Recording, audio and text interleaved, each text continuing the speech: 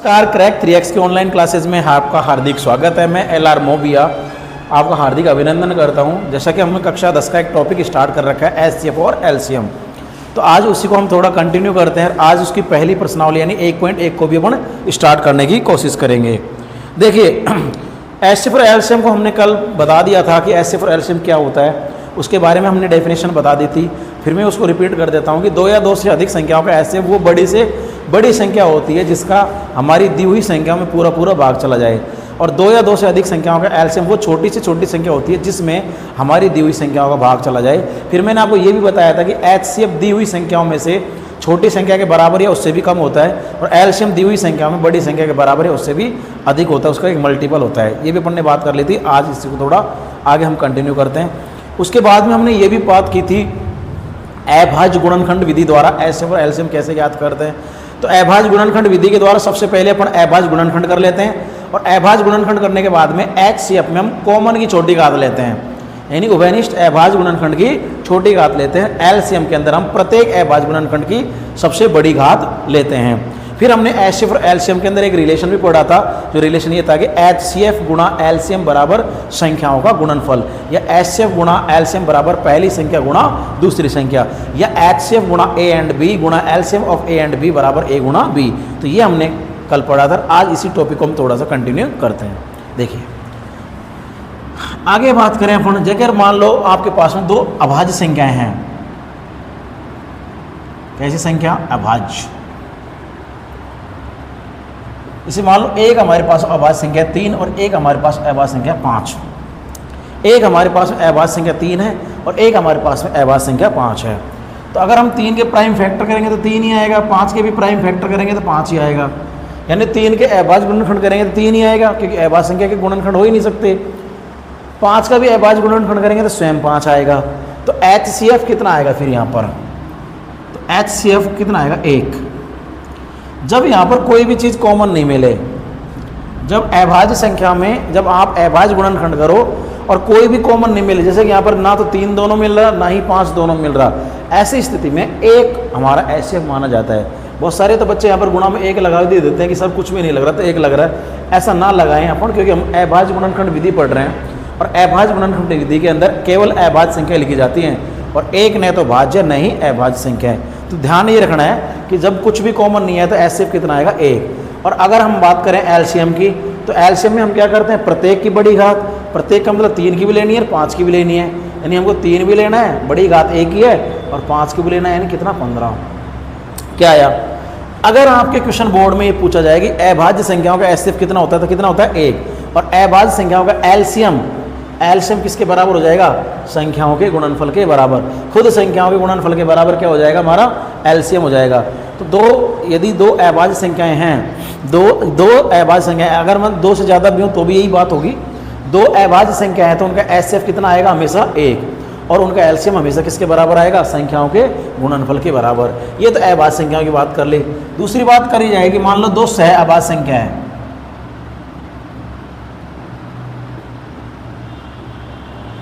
मान लो हमारे पास कैसी संख्या है? सह अभाज्य संख्या है। सह अभाज्य का मतलब जिनमें कॉमन हो, को किसी भी संख्या का भाग नहीं जाए। जैसे मान लो मेरे पास एक संख्या है, हमारे पास में 12 है, और एक हमारे पास में संख्या, जैसे हम ले लेते हैं 25। एक हमारे पास संख्या 12 है और एक हमारे पास संख्या 25 है। इसका मतलब 12 और 25 का कोई भी उभयनिष्ठ गुणनखंड नहीं है। ऐसी कोई कॉमन संख्या नहीं जिसका भाग दोनों में चला जाए, एक को छोड़कर। एक का तो जाएगा ही जाएगा। तो ऐसी संख्याओं को अपन क्या बोलते हैं? इनको अपन बोलेंगे सह अभाज्य संख्याएं। सह अभाज्य संख्याएं। सह अभाज्य संख्याएं वे होती है जिनमें किसी भी कॉमन संख्या का भाग नहीं जाए। ठीक है ना? जैसे 12 है, 12 में अगर 6 का जा रहा है तो 6 का भाग 25 में नहीं जा रहा, 12 में 2 का जा रहा है तो फिर 25 में नहीं जा रहा, 25 में अगर 5 का भाग जा रहा है तो उस 5 का भाग 12 में नहीं जा रहा। तो इसलिए अपन इनको क्या बोलते हैं? सह अभाज्य संख्याएं। अगर इनका भी हम HCF निकालें तो 12 का अगर फैक्टर करेंगे 2 की घात 2 और 3 की घात 1, यही आएगा अगर हम अभाज्य गुणनखंड करेंगे तो। और 25 के करेंगे तो 25 के में आएगा 5 की घात 2, ये 25 के अभाज्य गुणनखंड में आ जाएगा। अगर फिर भी हम अगर बात करें HCF की, तो ऐसे में फिर भी आपको कॉमन कुछ नहीं नजर आएगा, कॉमन कुछ भी नजर नहीं आएगा, तो क्या आएगा? 1 आएगा। और अगर हम LCM की बात करें तो LCM में भी आपको क्या नजर आएगा? LCM में प्रत्येक LCM में क्या करते हैं? प्रत्येक अभाज्य गुणनखंड की बड़ी घात लेते हैं, यानी 2 की घात कितनी लेनी है? 2, 3 घात भी कितनी लेनी है 1 और 5 घात भी कितनी लेनी है 2। अब इन दोनों से क्या बन गया 12 और 5 घात 2 यानी कितना है 25, यानी वापस एलसीएम कितना आया 12 गुणा 25। तो चाहे तो दोनों संख्याएं अभाज्य संख्याएं हो, चाहे वे दोनों संख्याएं सह अभाज्य संख्या हो, दोनों ही स्थिति में एचसीएफ कितना आएगा 1 और दोनों ही स्थिति में एलसीएम संख्याओं के गुणनफल के बराबर आएगा। वापस बोल रहा हूं मैं, ध्यान रखना, इसको इस तरीके क्वेश्चन बोर्ड पूछ सकती है कि यदि 2 अभाज्य संख्या हैं या 2 सह अभाज्य संख्या हैं, 2 अभाज्य संख्या हो सकती है और 2 सह अभाज्य संख्या भी हो सकती है। अगर 2 अभाज्य संख्या हैं या 2 सह अभाज्य संख्या हैं तो उनका एचसीएफ हमेशा कितना रहेगा 1 और एलसीएम संख्याओं के गुणनफल के बराबर। अगर मान लो आपको एचसीएफ और एलसीएम बराबर चाहिए,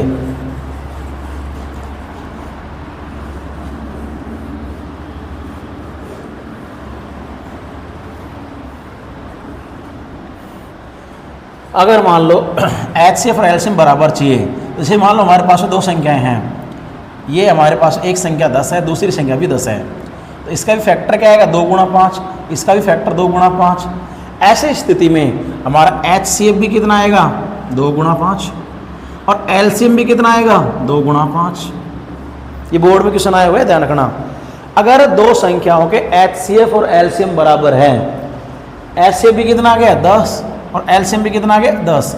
अगर 2 संख्याओं के एचसीएफ और एलसीएम बराबर हैं तो वो दोनों की दोनों संख्याएं कैसी होंगी समान। ये तभी पॉसिबल है जब दोनों की दोनों संख्याएं कैसी हो समान हो। कैसी हो समान, ध्यान रखना। अब एक चीज़ और सुन लो, जैसे मान लो बोर्ड में और किस तरीके से क्वेश्चन पूछे जा सकते हैं, तो ये जो चीज़ें मैंने अभी आपको समझाई है उनको मैं एक बार लिखा देता हूँ। देखिए, पहला मैंने आपको अभी क्या समझाया कि यदि 2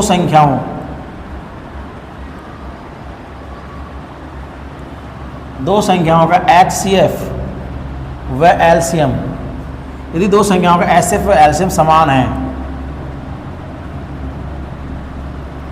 यदि 2 संख्याओं के एचसीएफ और एलसीएम समान है तो संख्याएं कैसी होंगी समान। तो संख्याएं कैसी होंगी हमारी समान होंगी। यदि 2 संख्याओं का एचसीएफ और एलसीएम बराबर है, यानी उनका एचसीएफ यानी मैस है और एलसीएम मतलब लेस है, अगर ये दोनों समान है तो दोनों संख्याएं कैसी होंगी समान होंगी। और दूसरी बात हमने क्या पढ़ी अभी, अभाज्य संख्या हो या सह अभाज्य संख्या,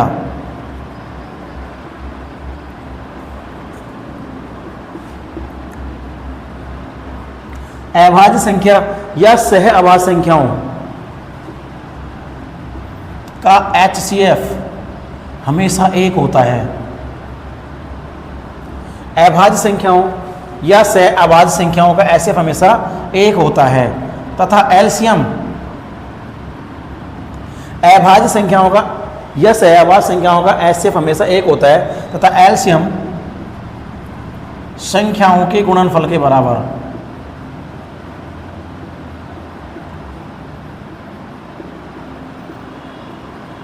तथा एलसीएम किसके बराबर होगा संख्याओं के गुणनफल के समान होगा। ये ध्यान रखना।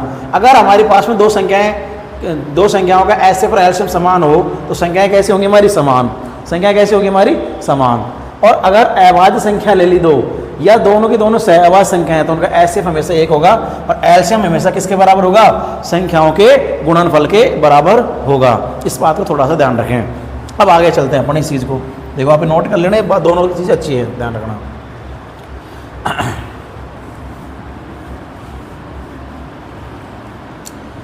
कई बार बोर्ड ने इस तरीके का क्वेश्चन भी पूछा है। देखिए, जैसे मान लो मैंने आपको दे दिया 120। क्वेश्चन क्या है देखो, 120 के अभाज्य गुणनखंड कर लीजिए। 120 का क्या कर लो अभाज्य गुणनखंड। तो अगर मैं 2 का भाग दूं तो कितना आएगा 60, फिर 2 का भाग दूं तो कितना आएगा 30, फिर मैं 2 का भाग दूं तो कितना आएगा 15 और 3 का भाग दूं तो कितना आएगा 5 और 5 का भाग दूं तो कितना आएगा 1। इसका मतलब 120 के अभाज्य गुणनखंड में क्या है 2 की घात 3, 2 की घात कितनी आ गई 3 और 3 की घात कितनी आई 1 और 5 घात कितनी आ गई 1।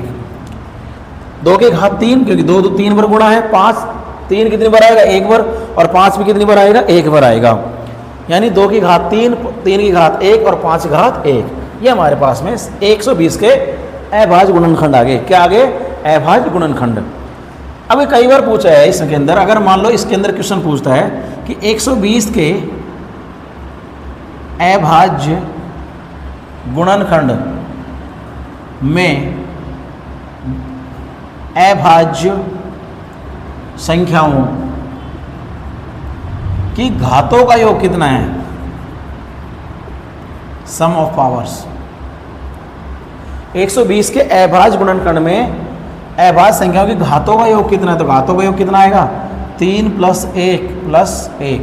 यानी अभाज्य संख्या 2 की घात कितनी है, 3, 3 की घात कितनी है, 1, और 5 घात भी कितनी, 1। तो आंसर कितना आएगा, 5।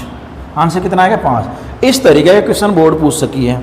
अब इसी क्वेश्चन को मान लो मैं इस तरीके से और घुमा दूं कि 120 के अभाज्य गुणनखंड,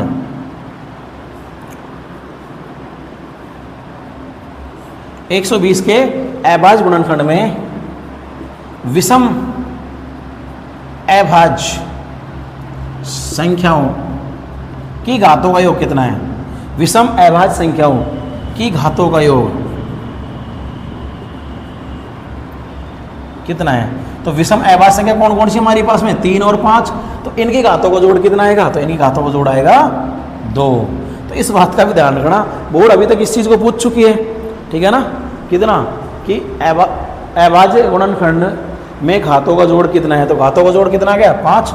और अगर 120 के अभाज्य गुणनखंड में विषम अभाज्य संख्याओं की घातों का योग पूछे, तो विषम अभाज्य संख्या हमारी कौन कौन सी है, 3 और 5। तो इसमें घातों का जोड़ कितना आएगा, 2। इसमें घातों का जोड़ कितना आएगा, 2। तो इस तरीके के क्वेश्चन बोर्ड पूछ सकती है। अब मैं आज आपको 1.1 कराने की कोशिश करता हूँ। देखो जितनी होती है उतनी कराते हैं। तो आज भी थोड़ा सनसेट हो गया। देखिए क्वेश्चन निकालते हैं। देखिए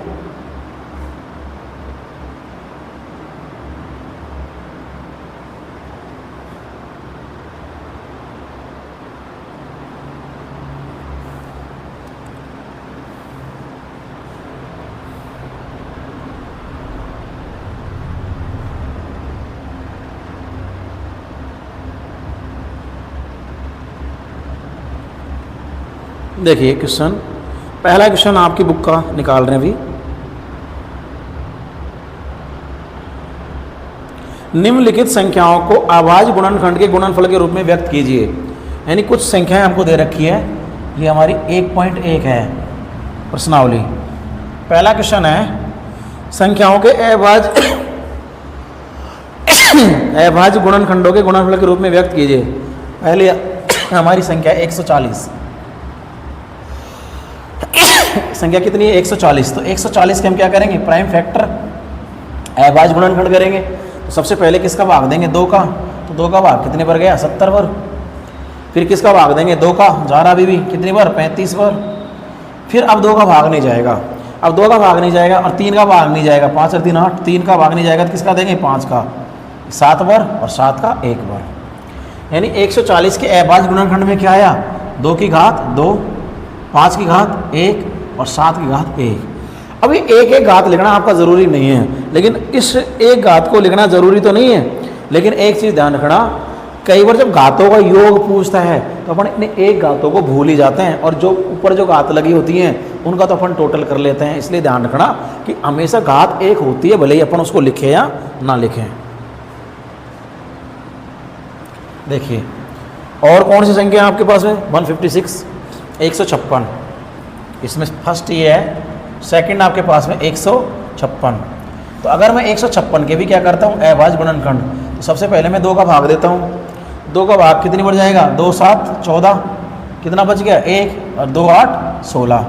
अभी भी 2 का भाग चला जाएगा, 2 का भाग दीजिए इसका, वो 2 का भाग किसमें, 7 में, 2 3 6, 1 बच जाएगा, कितना हो जाएगा 18। यानी कितना, 2 9 18।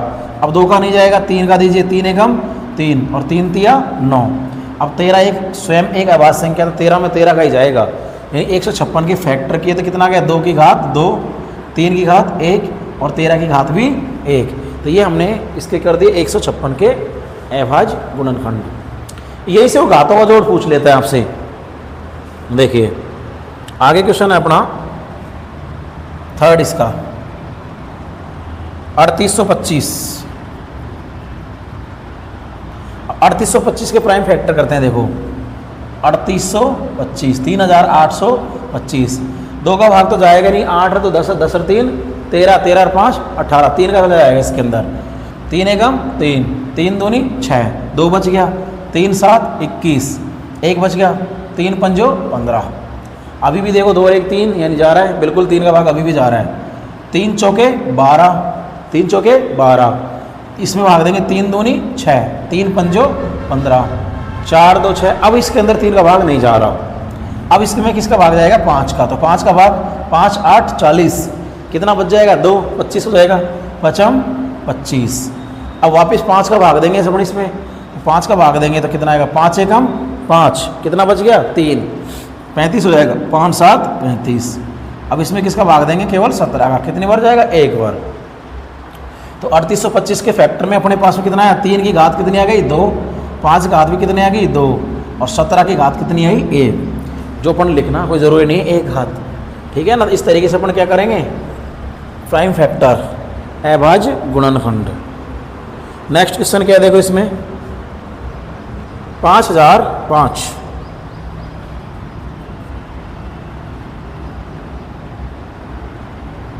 5005। देखिए इसके फैक्टर कर लो। सबसे पहले 2 का नहीं भाग जाएगा इसमें, 3 का भी नहीं जाएगा, 5 का जाएगा, 5 का, 5 एकम 5, कुछ नहीं बचा, 0 में दिया तो 0 बार, फिर 0 में दिया तो 0 बार, 5 एकम 5। अब 5 का भाग भी इसमें नहीं जाएगा, 5 का भाग नहीं जाएगा तो किसका भाग देंगे 7 का। देखो अपन भाग देंगे ना, 2 का देंगे, 3 का देंगे, 5 के बाद में 7 का ही देंगे, क्योंकि अपन क्या कर रहे हैं अभाज्य गुणनखंड, और अभाज्य गुणनखंड में हमको अभाज्य संख्याओं का ही तो भाग देना है, भाज्य संख्याओं को तो चेक भी नहीं करना। अगर मैं 7 का भाग चेक करना चाह रहा हूँ तो 7 का भाग आई थिंक 2 एकम 2 और 100 में से 2 यानी 98, बिल्कुल इसमें 7 का भाग चला जाएगा, तो 7 का भाग इसके अंदर चला जाएगा। देखो 7 एकम 7, कितना बच गया 3, 30 हो गया, 7 चौके 28, 2 बच गया, और 7 तिया 21, 143, 143 बार चला जाएगा। अब इसमें 7 का भाग भी नहीं जाएगा तो किसका भाग चला जाएगा 11 का चला जाएगा इसके अंदर।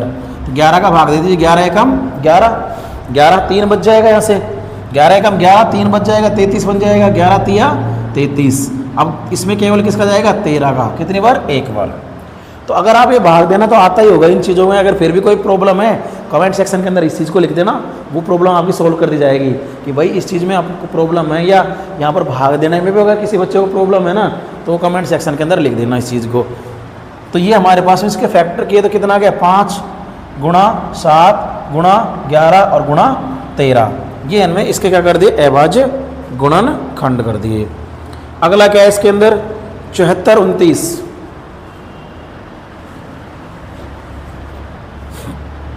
अगला हमारे पास में है, यहाँ पर लिख रहा हूँ मैं 5वां, ठीक है ना।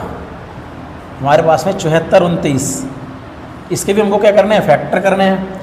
अब देखिए यहाँ पर सीधी सी बात, 2 का भाग तो नहीं जा रहा, अगर मैं 3 की बात करें तो 9 कट गया, 6 कट गया, 3 का भाग भी नहीं जा रहा, 5 का भाग भी नहीं जा रहा, 7 की बात करें तो 7 यहाँ कट जाएगा, 7 6 42, 7 का भाग भी इसमें नहीं जाएगा। 11 की बात करें तो 11 6 66 यानी 8 बच जाएगा, 82, 11 7 77 यानी 5, यानी 11 का भी नहीं जाएगा। 13 की बात करें 13 5 65, 65 का मतलब बच गया 9, 13 8 88 यानी कितना बच गया 4, 13 का भी नहीं जाएगा। 13 के बाद में देंगे अपन 17 का, 17 चौको 68, 68 का मतलब कितना बच जाएगा 6, 51, 51 मतलब 11, बिल्कुल 17 का जाएगा इसके अंदर। किसका भाग चला जाएगा 17 का। तो दे के आपको चेक करना पड़ेगा। अब देखो 17 का अगर हम भाग दे रहे हैं तो 17 का भाग 74 में दो, 17 चौको 68, 17 चौको 68, जबकि ये 74 है, कितना बच गया 6, और कितना हो जाएगा 62, एक संख्या उतार दी। अब 17 थी 51, अगर 51 इसमें से घट जाएगा तो कितना बच जाएगा 11, 119 हो जाएगा। तो 17 7 119, 17 6 102, 17 7 119, तो ये हमारा 17 का भाग गया। अब देखो 17 का भाग इसमें जा रहा है क्या, 17 दूना 34 नहीं, 17 का भी नहीं जाएगा। अब देखो 19 का, देखो 19 दूनी 38 यानी 19 का जाएगा अब इसमें। तो 19 दूना 38, देखो 43 में दे रहे हैं, 19 दूना 38, 38 तो कितना बच गया 5, कितना हो गया ये 57 हो गया, 57 भाग देंगे 19 57। अब देखो 19 के बाद में किसका, 23 तो अभाज्य संख्या, तो 23 में किसका जाएगा, 23 का ही जाएगा। यानी हमारे पास में जो 74 29 आया था तो उसके फैक्टर आए, एक तो 17, एक आ गया 19 और एक आ गया 23, 17 19 23। तो ये हमारे पहला क्वेश्चन कंप्लीट। किसी बच्चों को कोई डाउट हो तो पूछ लो, यानी कमेंट सेक्शन में पूछना आपको जो भी डाउट है वो, ठीक है। तो ये हमारा पहला क्वेश्चन कंप्लीट, जिसके अंदर हमको इनके क्या करने थे, अभाज्य गुणनखंड करने थे, ठीक है। अब देखिए आगे, तो इसको नोट कर लेना आप। अब क्वेश्चन नंबर सेकंड है। क्वेश्चन नंबर सेकंड कह रहा है कि पूर्णांकों के निम्नलिखित युग्मों के HCF और एलसीएम ज्ञात कीजिए। पूर्णांकों के निम्नलिखित युग्मों के HCF और एलसीएम ज्ञात कीजिए तथा इसकी जांच कीजिए कि दो संख्याओं का गुणनफल बराबर HCF गुणा एलसीएम। ये बात कर रहा है, तो इसको मैं हटा रहा हूँ। देखिए HCF एलसीएम बहुत डेप्थ में पढ़ा जाता है बेटा कंपटीशन के अंदर, ध्यान रखना, इसलिए बहुत ज़रूरी है इसको पढ़ना। क्वेश्चन नंबर 2, दूसरे का पहला क्वेश्चन है और हमारे पास संख्या है 26 और 91। क्वेश्चन ये है कि HCF और एलसीएम ज्ञात करना है और इसकी जांच भी करनी है अपन को कि HCF और एलसीएम का गुणनफल बराबर संख्याओं के गुणनफल के बराबर आना चाहिए। तो सबसे पहले तो अपन फैक्टर करेंगे गुणनखंड 26 के। तो जब भी हम 26 के गुणनखंड करेंगे तो मैं लिख सकता हूँ 2 का भाग देंगे, कितनी बार जाएगा 13, और 13 में कितना जाएगा 1। तो 26 के अभाज्य गुणनखंड में क्या आएगा, एक तो 2 गुणा 13। बात करें 91 में, 91 में भी देखिए नॉर्मल से भाग देंगे ना अपन, 13 7 91 में आ जाएगा। देखो ये 91 है, इसके अगर अपन फैक्टर करेंगे तो देखो 3 का भाग जाएगा नहीं, 2 का भाग जाएगा नहीं, 5 का भाग जाएगा नहीं, 7 एकम 7, कितना बच जाएगा, ये 9 है तो 2, 7 तिया 21, यानी कितना आ गया वही 7 गुणा 13। तो ये आ गया हमारा 7 गुणा 13। अब इसमें क्या करना है अपन को, अब इसमें करना है क्या है, इसमें क्या करना है अपन को HCF लेना है। एस में हम क्या लेते हैं, बताया था उभयनिष्ठ अभाज्य गुणनखंड की सबसे छोटी घात। क्या लेते हैं, उभयनिष्ठ अभाज्य गुणनखंड की सबसे छोटी घात। तो उभयनिष्ठ अभाज्य गुणनखंड कौन सा है, 13। छोटी घात लेते, यहाँ पर एक घात, यहाँ पर भी एक घात, तो एक घात सबसे छोटी रहेगी, यही हमारी। बात करें एलसीएम में, एलसीएम की, तो एलसीएम में हम क्या लेते हैं, प्रत्येक अभाज्य गुणनखंड की सबसे बड़ी घात।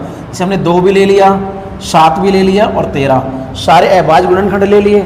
2 की सबसे बड़ी घात 1 है, 7 की सबसे बड़ी घात 1 है और 13 की सबसे बड़ी घात 1 है।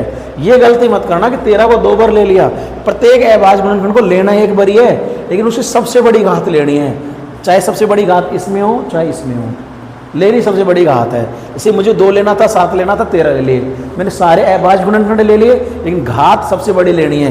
जैसे 2 की घात सबसे बड़ी यहाँ पर 1 ही है, 7 की भी सबसे बड़ी घात 1 है, यहाँ पर 13 की घात 1, यहाँ पर भी 13 की घात 1, तो सबसे बड़ी घात 1 ही हो गई, तो लेकिन नहीं एक बारी है।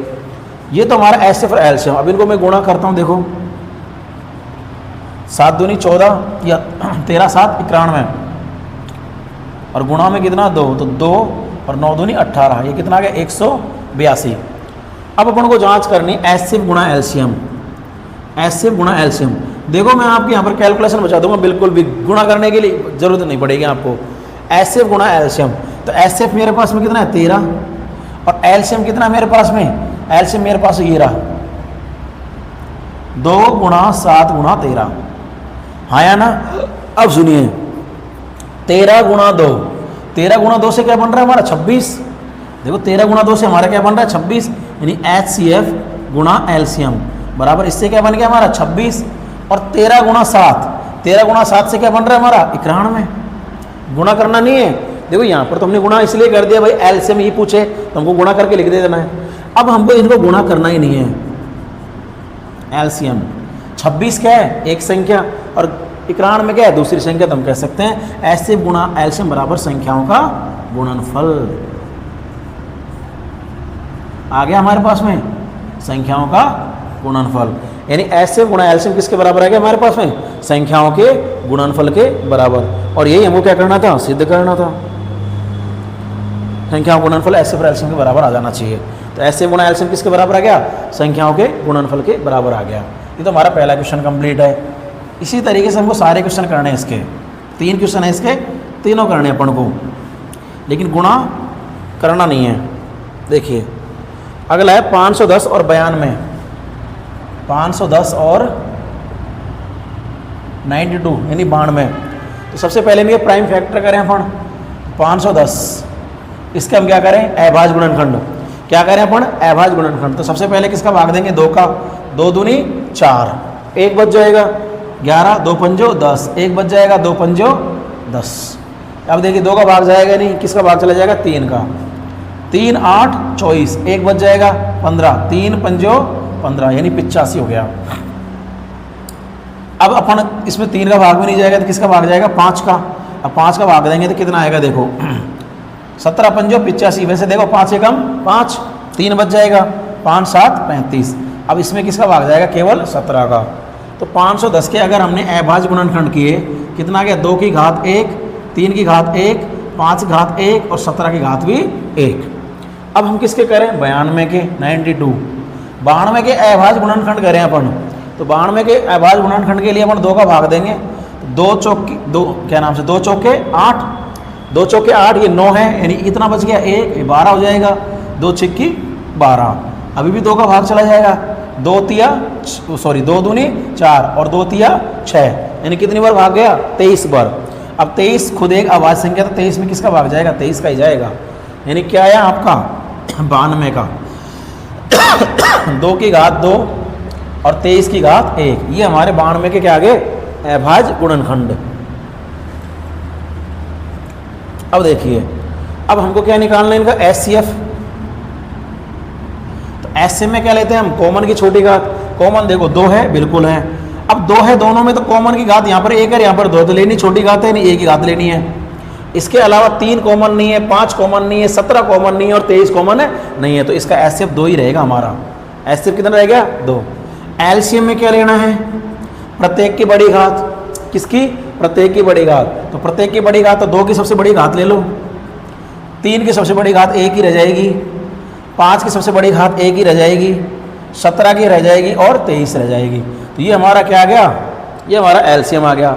अब इनको क्या करना है अपन को गुणा करना है, क्या करना है गुणा। तो देखिए 2 की घात 2 का मान आएगा 4, 4 को अगर 3 से गुणा करेंगे 4 तिये 12, 12 को 5 से गुणा करेंगे 12 पंजे 60 और 60 को गुणा करना है 17 से। अगर हम 60 को 17 से गुणा करेंगे देखो 4 तिया 12, 12 पंजे 60, तो 17 ती 51 और 17 छिंग 102 यानी ये कितना आ गया 1020। अगर यहाँ तक गुणा करेंगे हम तो 17 छिंग 102 यानी 1020 और 1020 को आगे किससे गुणा करेंगे हम 23 से। तो 23 को 0 से गुणा करेंगे कितना आएगा 0 और 23 को 2 से गुणा करेंगे 23 दूना 46 और ये कितना आ गया 23। तो आंसर कितना आ गया 23,460। तो आंसर आ गया हमारे पास में LCM का 23,460।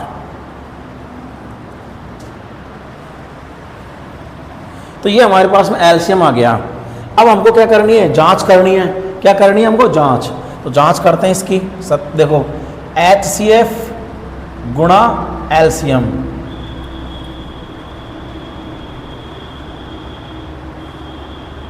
HCF गुणा LCM, देखो संख्या तो मेरी सही थी,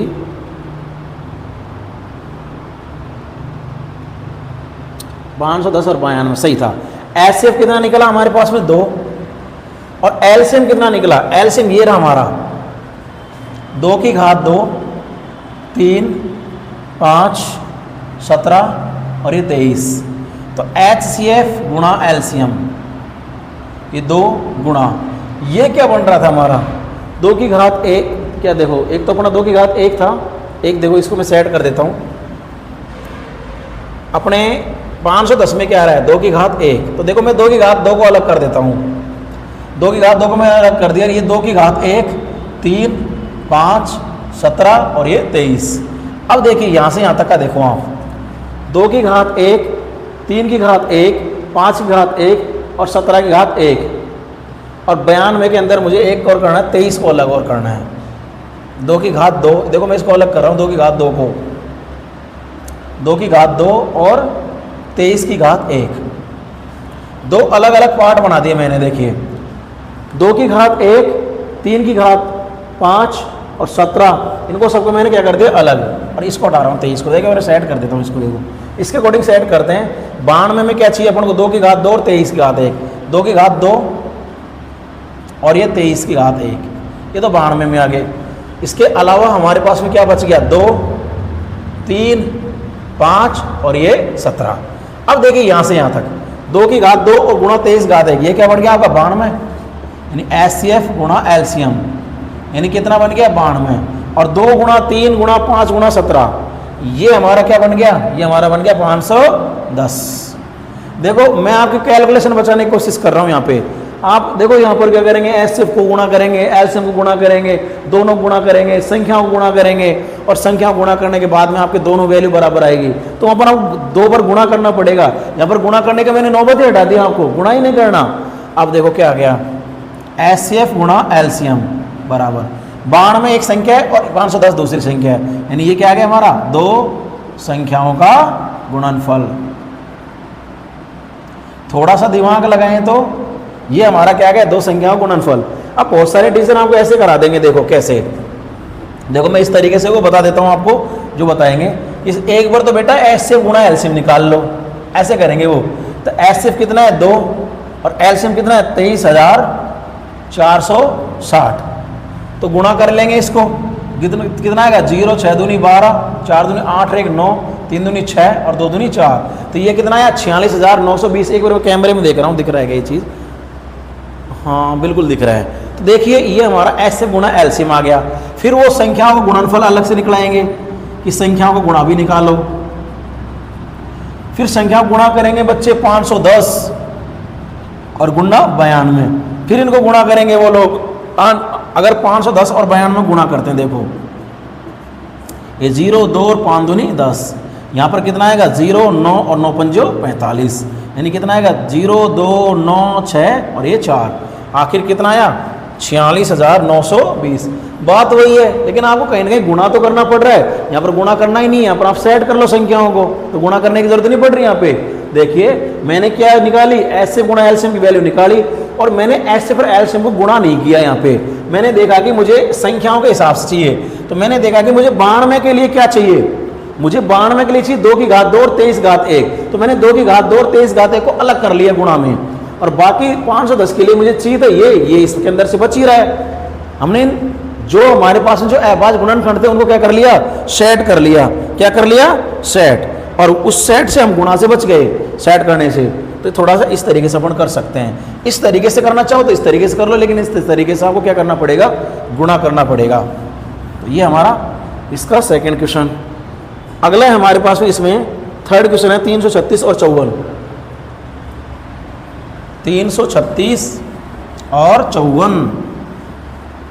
देखो आज क्वेश्चन कम करेंगे, थोड़ी तबीयत भी सुबह से वीडियो शूटिंग की चल रही है तो थोड़ा सा थक गए। अब देखिए 336 और 54, अगला इसका थर्ड 336 और 54 54। तो सबसे पहले क्या करोगे आप, इसके प्राइम फैक्टर कर लो, 2 का भाग दो, 2 एकम 2, कितना 2 छिक्की 12 और 2 8 16, फिर 2 का भाग दे दो, 2 8 16 और 2 चौकू 8, फिर 2 का भाग दे दो, 2 चौकू 8 और 2 दूनी 4, फिर 2 का भाग दे दो, कितना आ गया 21, फिर किसका भाग दे दो 3 का, कितना 7, और फिर कितना 1, यानी 2 कितनी बार आया आपका 1 2 3 4, यानी 336। 2 की घात कितनी आ गई 4, और 3 की घात कितनी आ गई 1, और 7 की घात कितनी आ गई 1। ऐसे हम 54 के करेंगे, 54 के।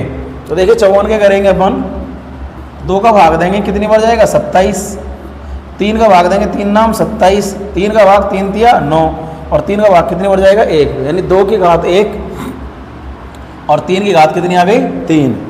अगर हम यहाँ से HCF निकालने की बात करेंगे तो HCF में क्या लेते हैं, कॉमन की छोटी घात। तो कॉमन कौन सा है 2 है, छोटी घात 1 ले लेंगे, 3 भी कॉमन है ले लेंगे, देखो 3 यहाँ पर भी है और 3 यहाँ पर भी है, कॉमन है, छोटी घात ले लेंगे, 1 घात 7 कॉमन ही नहीं है। तो HCF कितना आ गया हमारा 6। LCM कितना निकालेंगे, LCM का मतलब प्रत्येक 2 लेना है, बड़ी घात लेनी है, 3 लेना है, बड़ी घात लेनी है, 7 लेना है, लेना ही है। LCM में प्रत्येक लेते हैं सबको, चाहे कॉमन हो या ना हो। अब इनको गुणा कर लेते हैं, 2 की घात 4 का मान हो गया 16, और 3 घात 3 का मतलब होता है 27 और गुणा कितना 7। इनको आप लोग गुणा कर लेना, ये हमारा क्या आ जाएगा LCM, ये हमारा क्या आ जाएगा LCM। सत्यता की जांच में करके बता देता हूं, देखो HCF गुणा LCM, तो HCF मेरा कितना आया, देखो HCF मेरा ये रहा, कितना था HCF ये रहा 2 गुणा 3। मैं क्यों पागल नहीं हूं, मैं जो गुणा करूंगा मैं HCF को लिखूंगा फैक्टर वाले को, और LCM कितना आया मेरा 2 की घात 4 और 3 की घात 3 और 7 की घात 1। अब समझना, मुझे गुणा करना ही नहीं है, मुझे तो गुणा करना ही नहीं है। मैं देखूंगा कि अगर मुझे 54 बनाना है तो मुझे 2 की घात 1 चाहिए, 3 की घात 3 चाहिए, तो 2 की घात 1 मेरे पास ये रही और 3 की घात 3 मुझे ये रही, तो मैं इनको एक जगह लिख दूंगा 2 गुणा 3 की घात 3, और फिर मुझे 336 है तो बाकी बच जाएगा, 2 की घात 4 है, 3 है और 7 है। देखो इससे क्या बन रहा है हमारा 336, यानी HCF गुणा LCM बराबर, तो 2 की घात 1 और 3 की घात 3 से क्या बन रहा है हमारा 54, यानी ये तो हो गया हमारा 54, और 2 की घात 4, 3 की घात 1 और 7 की घात 1 से क्या बन रहा है 336। तो मैंने गुणा ही नहीं किया, मुझे गुणा करने की जरूरत ही नहीं पड़ी, समझ रहे हो ना। थोड़ा सा अगर आप दिमाग लगाओगे तो गुणा करने की जरूरत नहीं पड़ रही इसके अंदर आपको। तो HCF गुणा LCM, तो 54 336 है क्या, संख्या ही तो है हमारी, यानी किसके बराबर है क्या हमारा संख्याओं के गुणनफल के बराबर।